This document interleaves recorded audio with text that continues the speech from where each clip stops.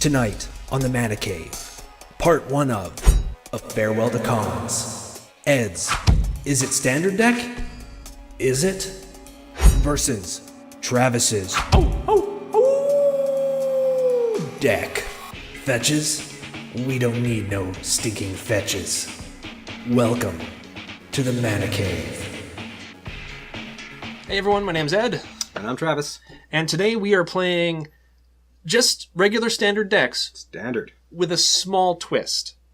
And that small twist is, since Cons and Fate Reforged are rotating out, we wanted to play standard decks that somewhat feature cards from those two sets. The power. Yeah, that we liked, that we just sort of liked. Yes. So, I'm not sure, we don't know each other's decks at all at this point, right?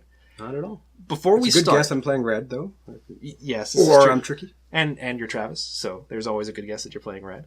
Before we begin, there was 2 cards which I actually cut from this deck right in the last minute. And I wanted to mention them because they're both Cons and a Fate Reforged card. The Fate Reforged card is Reality Shift, which is a card I never really got to play with. It's blue removal. It's difficult to say for me. It's an instant. Exile target creature. Its controller manifests the top card of his or her library. So typically a 2/2 manifest is going to be better than whatever you're trying to. And for blue, this is pretty much one of the best removals I think you can get, other than straight countering something. Is the reason that you are not playing it because you didn't bring a manifest token? Are you that? No. It's just, I sort of somewhat play tested it against myself, and I found that Reality Shift slowed down this deck, and it was whatever. I don't want to reveal too much. And the other card, I really, really love this card, is Clever Impersonator from Cons. It's actually a mythic, and for 2 and 2 blue, it is a creature shapeshifter. You may have Clever Impersonator enter the battlefield as a copy of any non-land permanent on the battlefield, which is especially useful because it could be an artifact, an enchantment, whatever, any sort of Impact Tremors. Planeswalker as well, too. And once again, this was one of those ones you where... You used that as a Planeswalker once, didn't you? In yes, multiplayer? Chandra, I think. made this turn into a Planeswalker, and it really worked out well. But I really wanted to play with this one more time before it rotated out. Didn't make a cut. Because standard is changing. It's changing. It's changing. For the big battle Drazi. We already determined our opening handish. I've mulliganed once. I'm mulliganed twice, down to 5. But we both get to scry. Both get to scry. Which is good. And we'll roll to see who goes first. Yeah, let's roll to see who goes first. I got big red dice. I will pick the blue to counter your red. Yes. That's not a good sign that your blue countered my red. This is one of many. I mean, yeah, sure. Okay. I don't know why I'm nervous. I know what the top 5 cards are of this deck, so. I know the top 6 cards this are, and I almost drew a 6th. Which wouldn't matter, because then that would have been my scry, right? Yeah. So, say so. I'm going to go first. I'm going to play first, go on the play. Rock and roll. I'm going to scry. That goes directly on the bottom of this deck. Oh, I like the Vancouver mulligan rule. Yes, actually. It's fair, I think. Yeah, and it makes keeping a somewhat dicey hand a little bit easier to take. I will play a Wandering Fumarole. I think that's how it's pronounced. It's a land, and it enters the battlefield tapped. You can tap it for either blue or red mana. And then you can pay 2, a blue and a red, and until the end of turn, Wandering Fumarole becomes a 1/4 blue and red elemental creature with pay 0, switch this creature's power and toughness until the end of turn. It's still a land. It's a whole lot of text to open up the game with. Super confusing. And I'll pass the turn to you. Okay, I am going to scry. Yes. I'm going to scry that to the bottom. And then I'm going to draw. Beauty. Oh, no. So I will play a mountain, and then I will just pass the turn to you. Just a mountain. Really? Oh, okay. Or you expected Khan's favorite of mine, the Swift Spear? When I see you play red, I expect... I wanted to Jeskai again, but I've done Jeskai, or Jesaki, I don't even know how to pronounce it. I've done it on the show before. I thought something different. I play another mountain, and I'm going to tap this mountain and cast Monetary Swift Spear. Monastery, not monetary. I make that mistake all the time. She could have money. I don't know. She might be for money. She seems to have a nice house if that's her house in the background. Yeah. She is a human monk. She's 1/2 with haste and a word I hate having to say on camera. I'm already starting to say it wrong. Prowess. There. That will be the only time I say it, and it doesn't sound like prowess from here on out. So I'm going to then tap the Wandering Ephemeral. I'm just probably mispronouncing everything. And cast Slip Through Space, which is target creature can't be blocked this turn. Draw a card. My favorite. On the Monastery. So it Monastery. So it becomes a 2/3. I draw a card. Oh, very happy with the card I just drew. And I will swing in for an attack. Okay. I have nothing to block, so I'll drop to 18. 18. And I pass the turn to you, sir. Okay. Draw. Not overly happy about that, but I will play another mountain. Okay. And I will pass the turn back to you. Okay. I mulliganed as well. Not like I had the Supreme opening hand, but I'm still hoping I gotta get things going here a little better than they look like they're going to be. You play an island, tapping both to bring out Storm Chaser Mage, which is a human wizard with flying and haste. It also has prowess, and it's a 1/3. And I'm going to swing in and attack with both. Okay, so total of 2 more damage. Yes. Going quicker than I wanted to. And I will pass the turn to you. Okay. I will draw. I will play that. Well, I'll play this. I'll Forest. tap all 3 to morph in a card. Do you have a morph counter? Or a token, I should say? Do I have a morph token? Yes, I have a morph token. Make it all official. Comes prepared. He comes prepared. And then, since I'm tapped, I'll pass back to you. I have weird flashbacks to, if you haven't seen it, the St. Patrick's Day Massacre, where it really was a massacre. So now I think every time I see Travis play a forest, something inside me dies. So, because every time Travis played a forest in that game, something on the table died, and it wasn't his own creatures. Okay. I'm feeling good. I'm feeling a little bit better after mulliganing down to 5. Gonna play a mountain. Gonna tap 2 mountains and an island, and bring out Jori N. Ruin Diver. It is a legendary merfolk wizard. It's a 2/3, and whenever you cast your second spell each turn, draw a card. I am going to swing in with just the Storm Chaser Mage. He is flying? He is flying. Alright, then I'll take 1. So, down to 15. And I will pass the turn to you. Okay. Come on, land. No, that's not what I wanted. I don't mean to rejoice in someone else's misery, but I just need a second to think about this. Take as long as you want.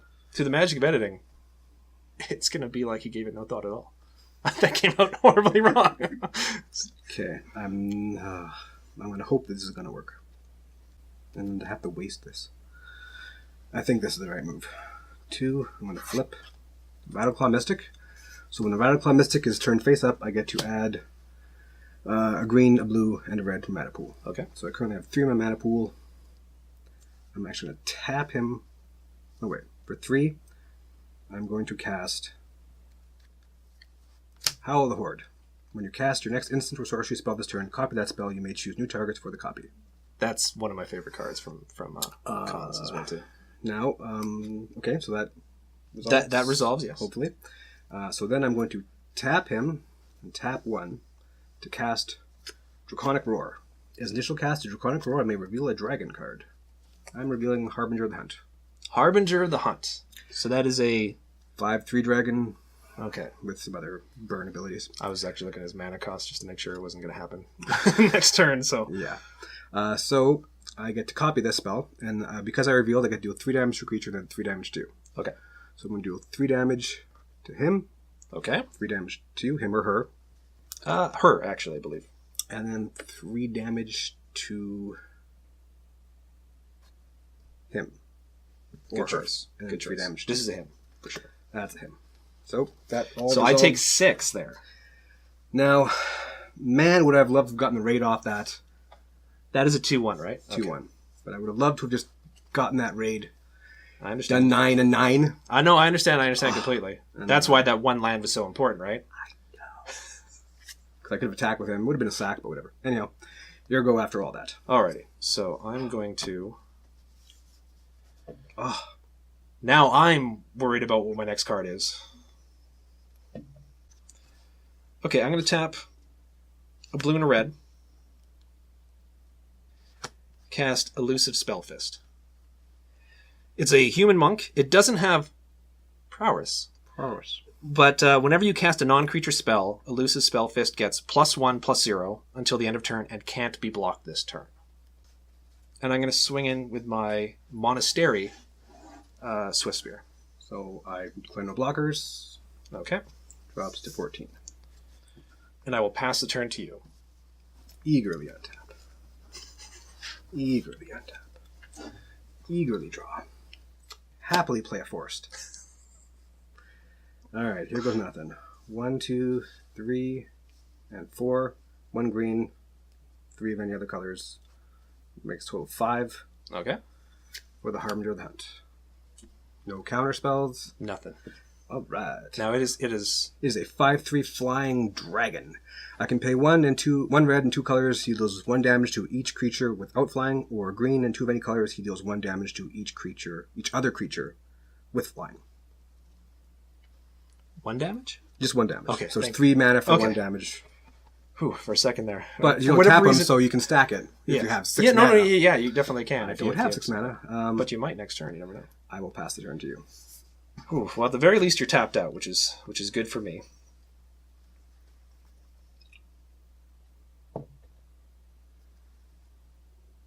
Okay. I'm going to tap a blue and a red and bring out Storm Chaser Mage. And I'm going to swing in with everything. Okay. I will block anything but a Titan Strength, and I'm going to regret this. I will block. The Storm Chaser Mage? Storm Chaser Mage. Tap 1 red Titan Strength. and cast Titan Strength, which will turn that into a 4/4 with prowess 5/5. Still dies. Still dies. These both gain 1, so you're taking 4.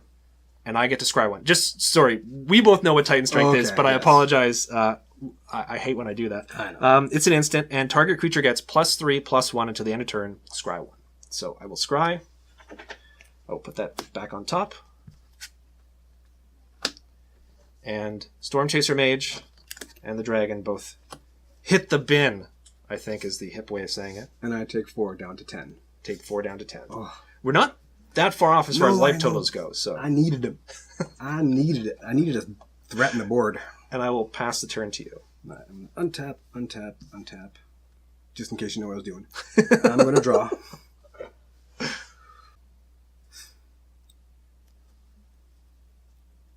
This is all going to come down to use of mana. Uh-oh. And wasting it. I have to waste another thing. Potentially. I mean, he may even counter this. I will once again tap 1, 2, 3 to cast Howl the Horde. Okay.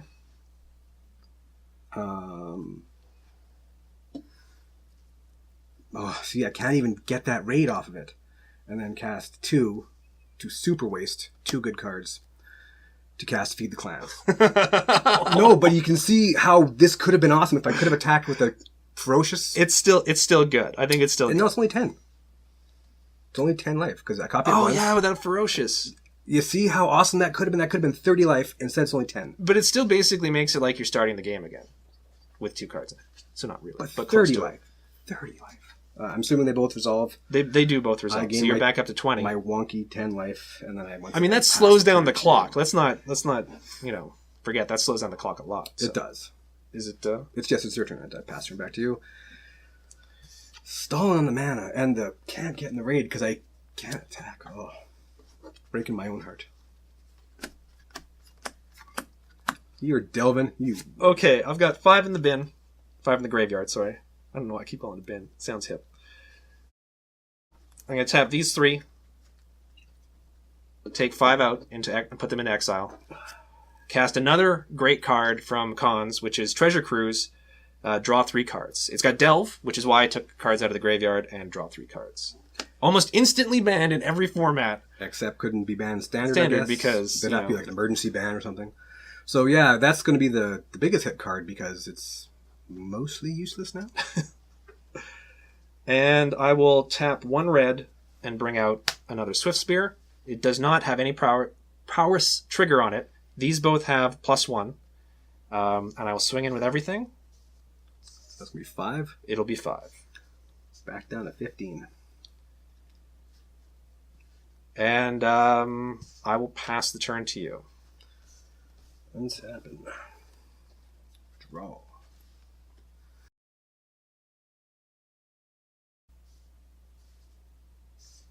Pass the turn to you. Okay. I can't believe I got both of the combos I wanted off. Not to their extent.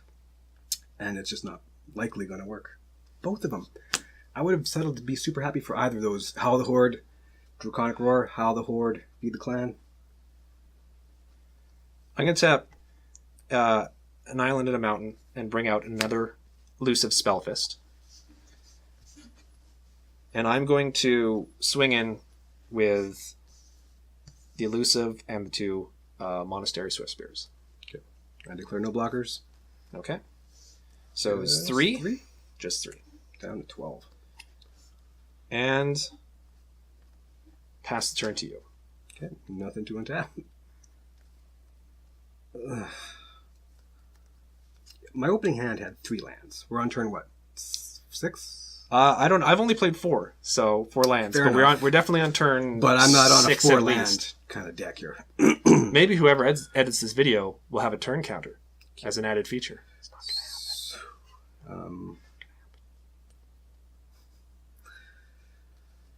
gonna happen. 1, 2, 3, 4, 5. Mana in my mana pool. I cast Crater's Claws. Another card I would like to have comboed, potentially if I had the mana going right way with Howl the Horde, but I understand. I'm going to do it directly to you. To me? Yeah, so it's 1, 2, 3, 4, and that's the red, so 4 damage directly to you. 4 damage directly to me. They're all just 1s though, like... So I'm down to 10. That's when that resolves, and I pass the turn back to you. That's the turn to me.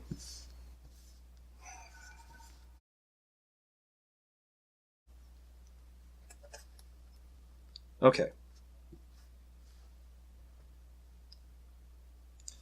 I'm going to tap 1 red and 1 blue and cast Crater's Claws to deal 1 damage to target creature or player. I'm going to deal it directly to you. Okay. So I'll drop to 11. Prowess triggers, as well as the elusive Spellfist power triggers as well too. Why didn't they just call it Prowess? So I will swing in for an attack with everything. 8. Before we go to damage, Oh, this is going to be it. I'm going to tap 2 and cast Temur Battle Rage. Target creature gains double strike until the end of turn. I'm going to put that on one of the Monastery Swift Spears. It triggers again. So we're looking at 3, 6, 9, 15. Game. Can't believe it. I had both my combos. I had promised myself I wouldn't chase. I mean, it's rough when you're hanging on that one land. It's And I had my... I had 1 5 mana dragon come out, so I can't even say... It's just the other dragons had 1 5 mana. I will say this, because one of the things I liked about this is the fact that we were like, okay, let's play with Khan's cards we didn't get to play with, but we really liked. And Travis's decks in the past have really made me appreciate the Monastery Swift Spear, because I honestly give it Monastery. Every time I do that. Every time. Monastery Swift Spear. Because honestly, I didn't think it was a very good card. I did not think it was a very good card. For one... When it first came out, it was one of those things where it's like, I didn't see the potential in it. I was like, Howl the Horde? That card is busted. But it could have been if I'd played a little bit smarter. I took out creature cards in favor of sorceries, and it kind of worked. I gotta do both my combos, just not... there. But in the next game, you're going to play Steve. Yes. And we haven't seen his deck. We have no idea what Steve's deck is about. But we know that he I was literally going to almost play the exact same deck as you, but I'm like, no, I played Jeskai, I should try something that I play a lot in multiplayer, because I love dragons. Who doesn't love dragons. Yeah. Me, apparently. But we do know that Steve is out for blood, especially after the St. Patrick's Day massacre, much like I was. But I was going to do Travis, a bolster thing, too. No, I'm done. good game, sir. I still think my deck I've is got pretty cold good. hands. I apologize for that. No, thank you. Thank you for proving how awesome red can be. Yes. I think you're coming to the You've converted red me. side. I will. And this is Izzet, right? Yes. Red, blue? I don't know. Is it? Wow, we're making that. I toss it up and you knock it right out of the park. We didn't even rehearse that. So thank you guys very much for watching. Thanks for watching, guys. And we'll see you next time. Yeah.